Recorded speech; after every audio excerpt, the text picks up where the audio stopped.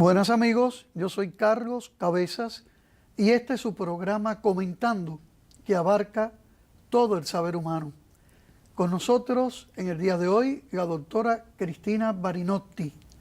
Cristina nos va a hablar de lo que es un paradigma o los paradigmas, porque existen diferentes.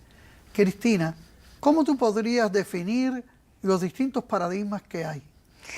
Bueno, los paradigmas, tú sabes que primero, para la persona que nos está viendo, ¿qué es un paradigma? ¿No? Significa, desde la etimología, modelo para mostrar. Es decir, que son todas estas costumbres, hábitos y creencias que desde la infancia aprendimos. Por ejemplo, los hábitos son cruzar la calle con el semáforo en verde, lavarse los dientes, vestirse, todas estas cosas que son hábitos muy comunes de todos los días. Costumbres. Las costumbres, pero después está justamente las creencias, ¿no? Entonces las creencias ya son un conjunto de prejuicios, de ideologías que nos vienen de nuestros padres, ¿no? Es decir, son esos modelos que nos mostraron y que en la infancia nos armaron, porque los padres son como un alfarero con una vasija, ¿no? Nos van armando, porque claro, nacemos tan frágiles, nacemos sin nada, como decía Aristóteles, una tabla rasa, que ellos nos tienen que incorporar su propia vida, su propio paradigma. Entonces las creencias, como decía Ortega y Gasset, en las creencias se está, es decir, a las ideas se las tiene, pero en las creencias se está, porque tú adhieres a una idea filosófica, política por propia decisión, pero en las creencias no interviene tu voluntad, porque en realidad naciste con eso. Por ejemplo, te enseñan qué partido político vas a tener que, digamos, apoyar, a quién vas a amar, a quién vas a odiar, todo ese tipo de cosas que ocurren y corren en el seno de la familia. Es decir, básicamente esos son los paradigmas. Ahora, claro, los paradigmas, ¿dónde empiezan? Empiezan en la ciencia. De ahí que, como tú muy bien mencionabas, existen varios paradigmas. Han existido varios paradigmas. Actualmente vivimos en el paradigma de la era posmoderna, ¿verdad? Pero entonces, esos paradigmas nacen en la ciencia. ¿Qué quiere decir esto? Quiere decir que cuando surge una teoría determinada, científica, por ejemplo, ¿no? En el mundo de la Edad Media, ¿no? Era geocéntrico, ¿no? La teoría de Ptolomeo. Esto le daba cierta seguridad al hombre. El hombre miraba hacia el cielo y agradecía a Dios su lugar en el mundo, su lugar en el universo, como figura central. Qué importante este sentimiento, ¿verdad?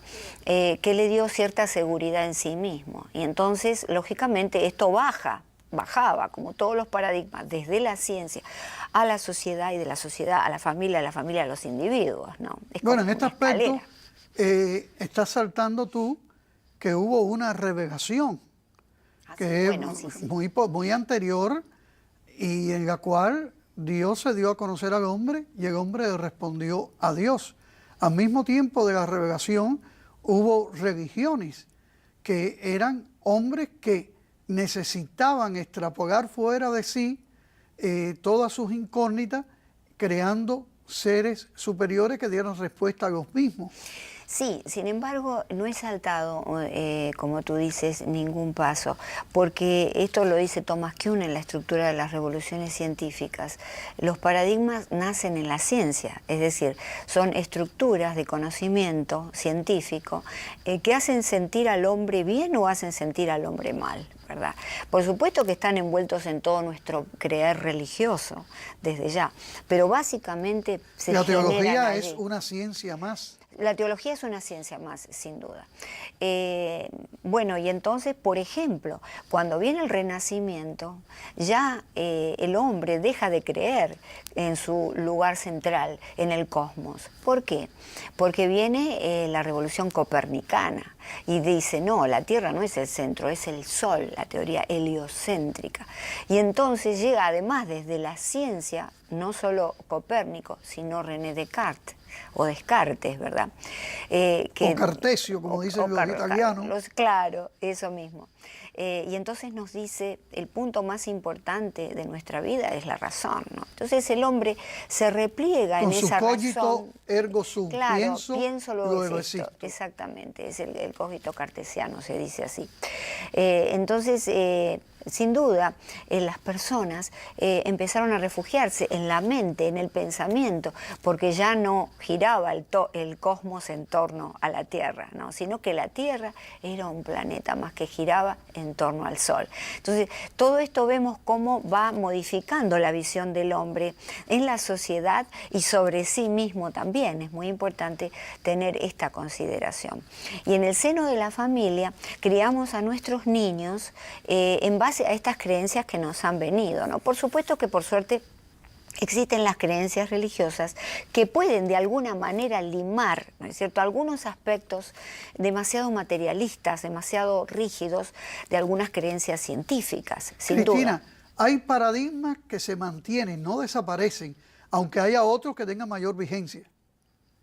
Bueno, Te pregunto. Hay un paradigma que realmente, lamentablemente, y yo no, repito, no soy feminista, pero hay un paradigma, porque mucha gente me dice que soy feminista, no lo soy. Yo soy defensora de la mujer, soy femenina holística, ¿no?, que me parece que es la nueva revolución que se viene para la mujer. Hay una constante y un paradigma que no se ha modificado a lo largo de todos estos paradigmas, desde los griegos hasta el posmoderno que tenemos ahora, y tal vez a otros paradigmas anteriores, en que la mujer no tiene de pronto la relevancia que debiera tener, ¿verdad? Después de un matriarcado, bueno, el matriarcado fue muy fuerte, defenestrado, fue muy fuerte, pero no, después fue reemplazado, porque tú sabes que en la época del matriarcado existió lo que se llamó la revolución agrícola, ¿no es cierto? Y había mucha paz y mucho trabajo y demás, pero vinieron tribus del norte, ¿no?, y atacaron ese matriarcado y empezó lo que se llamó, y ya no existe más, es el patriarcado. No obstante, ahora estamos tratando en una época de ir a mayores condiciones para la mujer. Pero lógicamente ese techo de cristal sigue todavía allí, ¿no es cierto? Es algo que nos falta una vuelta de tuerca para poder modificar. Porque muy allá en el tiempo, muy atrás en el tiempo, en la prehistoria, hay una emoción que se generó en torno al poder del varón. El varón desde siempre fue el de la fuerza, ¿verdad?, el que pudo conquistar territorios, llevar los alimentos para su familia o para su grupo. Y entonces existe esto en el ADN, ¿no?, de la humanidad, esta emoción primigenia hacia el varón, ¿no?, que es lo que dio después los diferentes paradigmas en donde el varón siempre fue como reinando. Por ejemplo, los griegos, que eran fisicistas, amaban la naturaleza, ¿no? Por eso ellos no veían el cuerpo como sede de pecado, como ocurrió luego en la Edad Media. Entonces ellos eran fisicistas y eran aparentemente muy liberales. Pero veneraban al cuerpo. Veneraban al cuerpo, sin embargo, veneraban mucho más al cuerpo de un hombre que de una mujer, porque si nosotros vemos las mujeres, digamos, en el Olimpo, tenían una categoría distinta en el Olimpo griego, ¿no?, que eran las grandes invenciones de los griegos, esos dioses, a la categoría que tenían los hombres, ¿verdad? Zeus era el dios del Olimpo, ¿no?, sin duda. Digamos, y la única mujer capaz de medirse con la inteligencia del hombre fue Atenea. Palas Atenea. Bueno, claro, para ella se erigió el Partenón, pero sin embargo, Palas Atenea en su túnica blanca, ¿no?, tenía dibujado el escudo y la cabeza de Medusa. Y tú sabes que Medusa, justamente eso la inhibía de cualquier concupiscencia, eso la inhibía y decía al mundo: yo soy virgen, yo no tengo contacto sexual con los hombres, ¿no? Vale decir que la imaginación mítica, porque fue la época mítica, ¿no?, de los griegos, después pasaron la conciencia reflexiva, que fue la segunda época de los griegos, y surgieron los grandes filósofos, claro. Pero en esa época mítica, los mitos rodaban en torno a la supremacía del varón y de aquellas mujeres que fueran vírgenes, de aquellas mujeres, digamos, que tuvieran las características que el hombre le quería atribuir. Qué cosa más grande. Vamos a decir así, ¿y no hay algo mítico en este tema que estamos tratando hoy? Sí, por supuesto. Justamente los paradigmas están hechos para ser demitificados, ¿no? Está un poco para desmantelarlo, para guardar aquello importante de los paradigmas y sacar lo que ya no importa. Por ejemplo, en la época actual existen ciertos mitos, ¿no?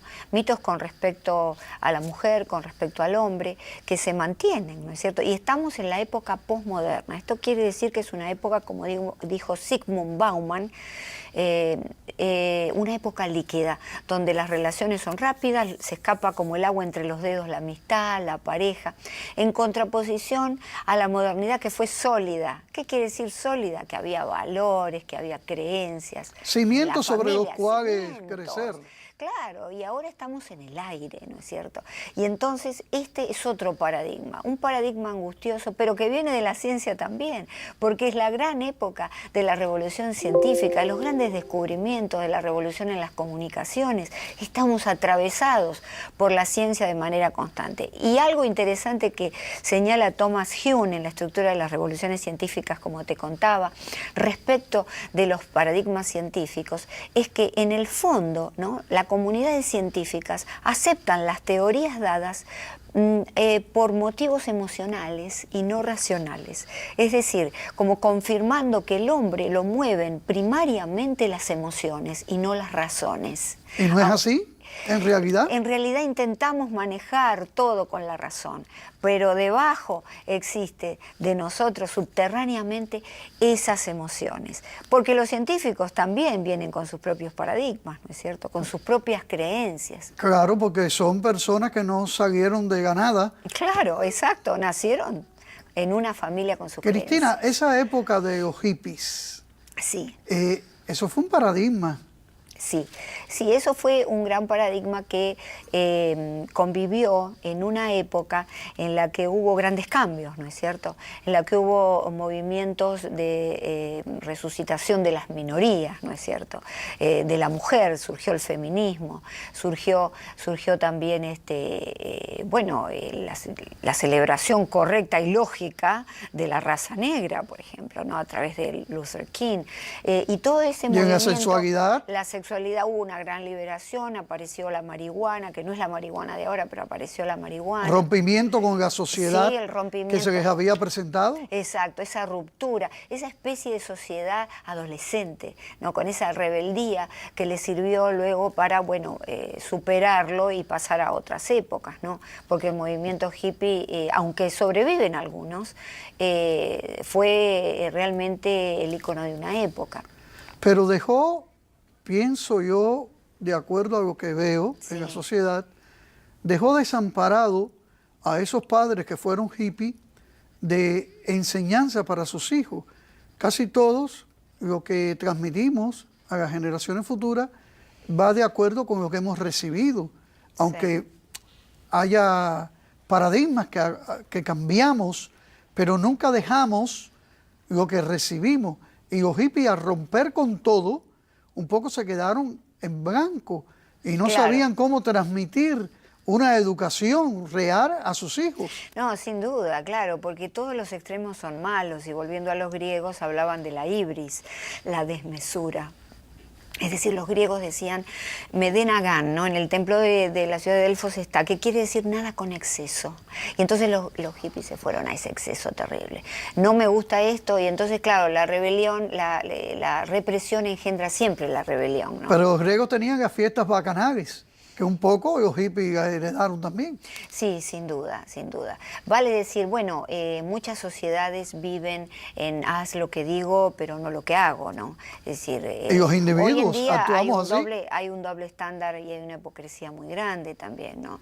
Se ve mucho en la religión, y este es un tema que me preocupa mucho, porque hablamos de ser cristianos, hablamos de que somos en muchos casos ortodoxos de nuestra religión. Sin embargo, nuestros nuestros actos diarios son diferentes son por completo. diferentes por completo. Para mí, esta fusión y esta mancomunión, esta concordia, que quiere decir los corazones unidos, viene justamente a través de celebrar la religión, de ser religioso en el día a día, en el templo de nuestra casa, en el templo de la sociedad, más allá de los ritos que lógicamente tenemos que mantener. Algunos no lo hacen, Sí. dependiendo. Pero yo no creo- estoy en contra de institución, pero reconozco lo que tú dices. Si no somos consecuentes con nosotros mismos, lo que decimos queda en nada. Queda en la nada. Ahora, la consecuencia es muy dura, porque en la mayoría de los casos hay que pasar penas por ella. Hay que, no solamente la cárcel, en un lugar donde no haya libertad, y tú predicas esa libertad, en el círculo de amistades, cuando llamas y dices, no, esos no sean sepulcros blanqueados, que es lo que tú estabas diciendo del doble estándar, eso hace que la gente nos rechace, Claro. que nos limiten. Claro. ¿Cómo nosotros, y ahora te pregunto, dentro del marco de tu proyecto de Universidad de la Familia, Sí. cómo nosotros podemos transmitir estos valores o estos paradigmas positivos a nuestros hijos? Bueno, como el mismo programa, el Pensum que yo he realizado de la Universidad de la Familia, que ya es una realidad, ¿cómo lo podemos transmitir? Bueno, lo podemos transmitir en principio a través de los valores, enseñándole a los hijos desde pequeños los 4 valores fundamentales que son, desde mi punto de vista, y yo los he diseñado y es porque confío que es así, uno lleva al otro, libertad, responsabilidad, justicia y verdad. Cuando tú le enseñas la libertad con límites, la libertad con fronteras, porque somos seres que necesitamos el límite, y la enseñas con el ejemplo, ¿verdad?, en tu propio hogar, vas a ser de tus hijos alguien responsable, ¿no? Y la responsabilidad te lleva a la justicia, porque si soy responsable de mí, voy a tratar de también ser responsable de mi entorno. Y después llega justamente la verdad, ¿no?, que Aristóteles decía, que todos, la verdad es lo único más democrático que existe en realidad, porque todos queremos tener un pedacito de ella. Pero hay una verdad en conjunto para convivir, hay una verdad en conjunto que tenemos que tener cuidado. No podemos vivir con verdades particulares haciendo lo que se nos da la gana. No es verdad. Claro, no es verdad. Antonio Machado decía, no quiero, traduciendo al cubano, Sí. sin ceseo, no quiero mi verdad ni la tuya, sino que tú y yo vayamos en su búsqueda. Exacto. Cristina, me he sonreído porque estás muy pegada a la doctrina social de la Iglesia, cuando habla de la Claro. verdad, la justicia, el amor y la libertad. Nosotros transmitir eso, pero si no lo hemos recibido, ¿cómo lo vamos a transmitir? Porque se entiende muchas veces libertad como libertinaje, justicia como la imposición de uno sobre otro. Queremos y predicamos que no que todos seamos uno, sino que uno lo sea todo. Entonces, ¿verdad? Cuando queremos ver únicamente mi verdad, no la del otro, no buscamos un diálogo, no buscamos, Bueno. buscar Sí. una redundancia, no buscamos compartir nuestra idea para ver qué es lo que el otro tiene que aportarnos. Bueno, es una época solipsista, es una época de solitud, es decir, los hombres están solos, los hombres no se comunican debido a la revolución en las comunicaciones, ¿no es cierto? Comunicar significa unir, significa compartir, y lo que menos hacemos es eso. ¿Cómo lo enseñamos? La internet no nos comunica. No nos permite, nos comunica para las necesidades importantes del trabajo, del conocimiento, nos comunicamos para mandar textos laborales, para, bueno, una emergencia. La tecnología, digamos que es importante, pero en las relaciones humanas no tiene que intervenir. Yo quiero escuchar el color de tu voz cuando hablo contigo. Yo quiero verte la cara en lo posible. Yo te mando un texto porque el texto es algo muy impersonal. Esto es lo que estamos perdiendo. Hoy en día los niños de 10, 11 años se van uno a la casa de otro, se sientan en el living y se textean. Están uno al lado de otro y no hablan. Y esto es una cosa dramática porque nos está llevando a perder la empatía, ¿verdad? El amor y el interés por el semejante, por el próximo, que es un concepto también cristiano. Los padres, es mucho más fácil dar un teléfono inteligente a los muchachos. Sin duda. Para, como antes que se ponían los muñequitos en la televisión y cosas por el estilo, que tener que atenderlos directamente. Claro, y es un problema porque estamos generando y estamos en medio de un paradigma que si no lo compensamos, las futuras generaciones van a ser seres humanos robotizados, más allá de las robóticas que vamos a tener. Pero nosotros mismos ya vamos a perder esta dimensión humana, porque hay una tarea de humanización. Uno no nace humano, uno nace con disposición a la humanidad. ¿Pero no hay una manipulación social sobre nosotros? Por supuesto que existe la manipulación social, sin duda, pero por eso nosotros en el seno del hogar tenemos que, por ejemplo, aunque no hemos... porque escuchamos esto, ¿cómo lo compensamos? ¿No? Lo compensamos hablando con nuestros hijos, con nuestros adolescentes. No interesa si mi hijo tiene 13, 14 y nunca le hablé, porque siempre me fui, porque siempre estuve en mi trabajo, mi necesidad de trabajar. De ahora en más vamos a empezar un nuevo paradigma. Yo creo y digo en mis libros que necesitamos un cambio copernicano, justamente un cambio en 360 grados, en donde pasemos, ¿no?, parafraseando a ese paradigma, de nuestros hijos ser planetas errantes en la sociedad, a ser realmente personas que estén cerca del universo de los padres, que giren en torno a la familia, así como la Tierra gira en torno al Sol. ¿Y a nivel social, Cristina? Y a nivel social, si nosotros generamos y educamos una generación líder en este cambio, lógicamente que se van a producir los cambios. Va a ser cambios mediatos, ¿no? No van a ser inmediatos, pero se van a producir y hacia eso estamos, hacia eso está la Universidad de la Familia, hacia un cambio necesario social a partir de la familia, que es la fundación, ¿no es cierto? Es la célula fundamental. Esto está dicho hasta el cansancio, pero sin embargo no se aplica. ¿Eso no es nadar contra corriente? Es que justamente todos los paradigmas nuevos nadaron en contra de la corriente. Y este es un paradigma noble. Yo estoy proponiendo un cambio de estructuras para que podamos tener hijos más productivos para sí mismos, nutritivos para la sociedad.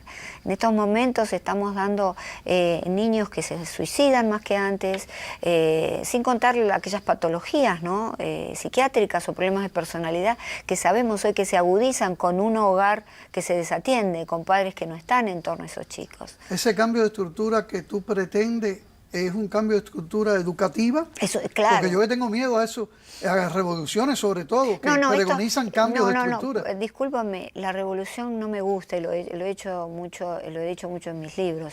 Yo hablo de renovación. Es un cambio en 360 grados hacia una renovación. Cuando yo digo, a veces hablo en algunos programas sobre el Papa Francisco, yo digo, él no es un revolucionario, es un renovador. En algunas cosas importantes que nos dice.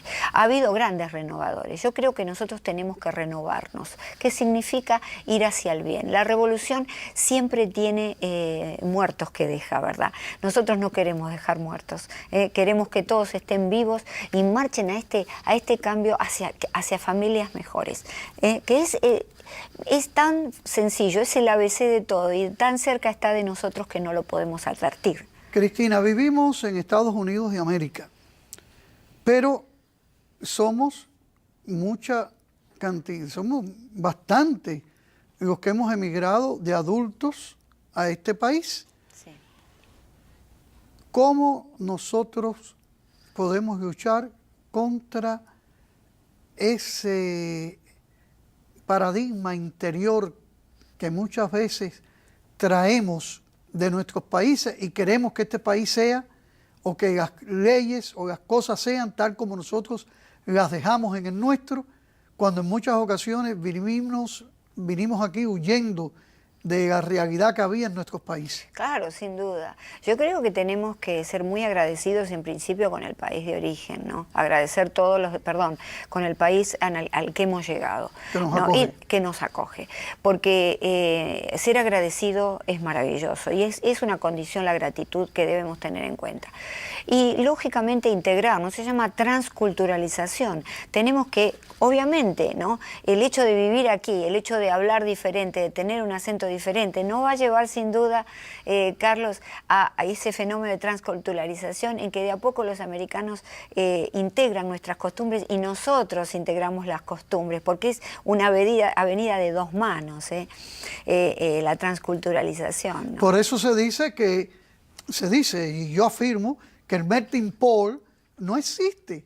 Lo que existe más bien es un salad bar, donde la lechuga sigue siendo lechuga. Eso mismo. Pero están unidas. Pero están unidas, estamos en la misma mesa, estamos en la misma mesa y cumplimos el mismo propósito.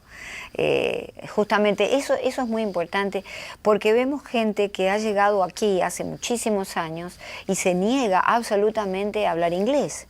Y mantiene su lengua de origen, lo cual está muy bien, ¿no? Pero debemos integrar. Qué cosa rica, qué cosa importante que nos ofrece la emigración. Y tenemos que ver el costado positivo de eso, no el negativo. Qué horror, me fui de mi país está tan mal.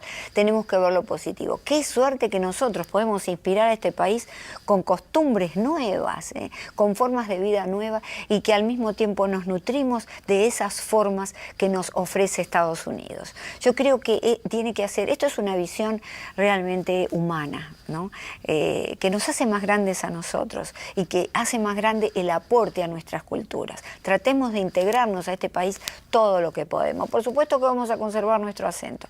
Yo he dado conferencias en inglés en muchos lugares, pensando, bueno, tengo acento, ¿no? Sin embargo, el americano te agradece el esfuerzo porque has llegado a eso. Y nosotros debemos agradecer también. La encarnación, pasión, muerte y resurrección de Jesucristo es un paradigma. Bueno, yo creo que eso pasa por niveles un poco más profundos. No es un paradigma porque en principio no nace en el nivel de la ciencia, ¿verdad? Sencillamente es una necesidad del hombre. Te repito que la teología es una ciencia. Sí, sin duda, pero yo creo que esto nace de la profunda necesidad del hombre, de esa creencia que todos tenemos en ese ser, ¿no? Maravilloso, redentor, en toda su historia y en ese ejemplo de vida que nos dio, ¿no? En el cual tenemos que abrevar, ¿no? Como las aguas de un río cuando uno está sediento, uno tiene que realmente ir allí. Por supuesto que tiene que ir allí, digamos, pero sin extremos.